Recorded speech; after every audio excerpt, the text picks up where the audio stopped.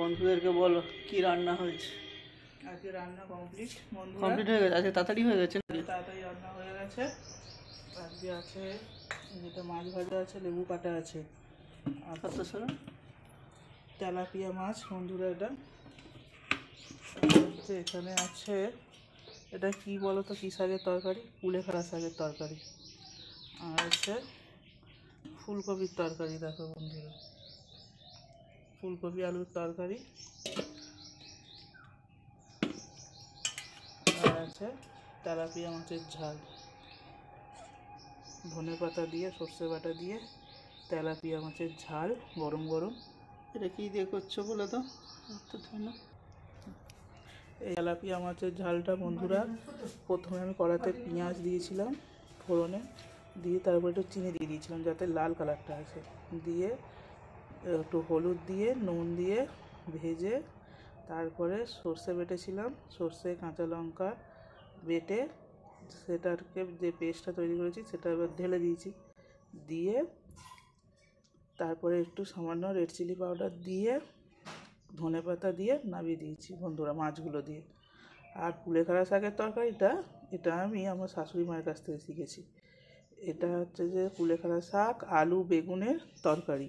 এটাকে 5 ফোড়ন শুকনো লঙ্কা দিয়ে তারপরে আলু বেগুন দিয়ে শাকটা, কুলেখাড়া শাকটা করা দিয়ে দিতে হবে, দিয়ে ভালো করে নেড়ে চেড়ে যখন একদম পুরো এটা নরম হয়ে যাবে, কষানো হয়ে যাবে, তারপর সর্ষে বেটে ওটা একটু দিয়ে দিতে হবে, দিয়ে নামাবার আগে একদম শুকনো শুকনো করে নিতে হবে, দিয়ে নামাবার আগে একটু সর্ষের তেল দিয়ে নামিয়ে দিতে হবে বন্ধুরা।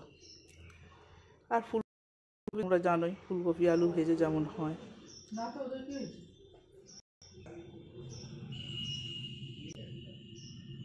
তো এই ছিল আজকে আমার রান্নার মেনু। এখন আমি ডিমটা মুলব মশাইয়ের জন্য বন্ধুরা।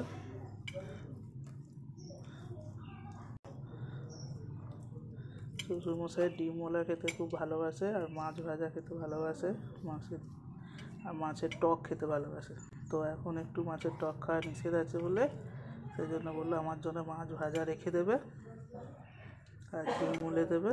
তো ডিমটা আমি এখন মুলবো নুন তেল কাঁচা লঙ্কা দিয়ে।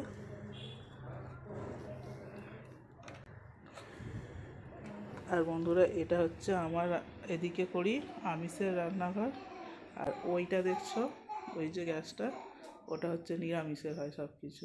আর ওই যে দরজাটা দেখছো, ওখানে আছে উনুন আছে, ওখানে শাশুড়ি মা করে। এই ছিল, দেখে নাও বন্ধুরা। এদিকটা আমি করি। সো আজকের মতো আসলাম, টাটা বাই বাই, তোমরা ভালো থেকো। আবার তোমাদের সঙ্গে দেখা হচ্ছে ঠিক রাত্রি 9টায়। সো আসলাম।